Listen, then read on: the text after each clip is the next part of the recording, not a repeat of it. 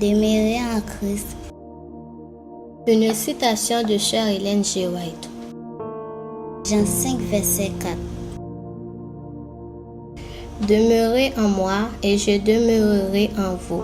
Comme le sarment ne peut de lui-même porter du fruit s'il ne demeure attaché au cep, ainsi vous ne le pouvez pas non plus, si vous ne demeurez en moi.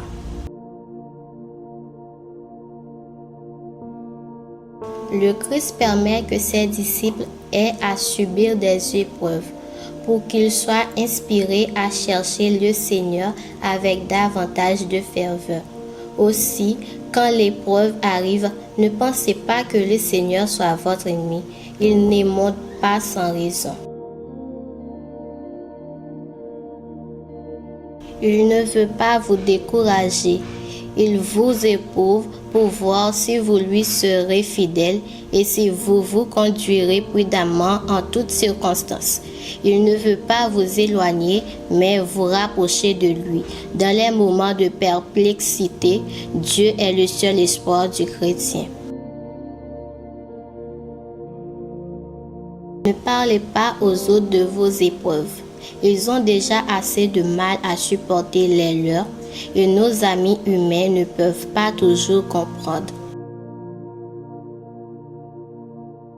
Nous avons le privilège de pouvoir aller vers quelqu'un qui nous comprendra toujours, parce que sa vie sur la terre fut faite d'épreuves et de perplexités, mais vécue sans faiblesse ni péché.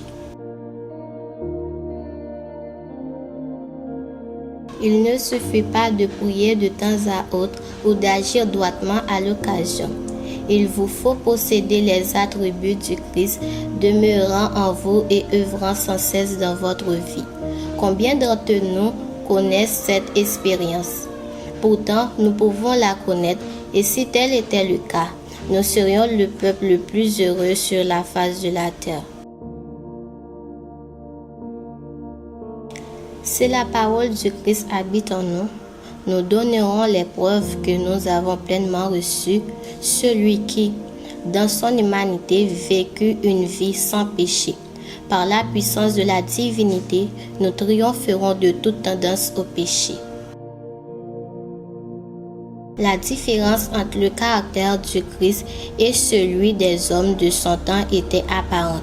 Le monde le haïssait à cause de cette différence.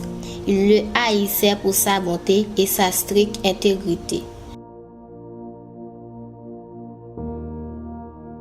Le Christ a dit que quiconque ferait preuve des mêmes qualités serait l'objet de la même haine. Cette haine contre les disciples du Christ sera de plus en plus manifeste à l'approche de la fin des temps.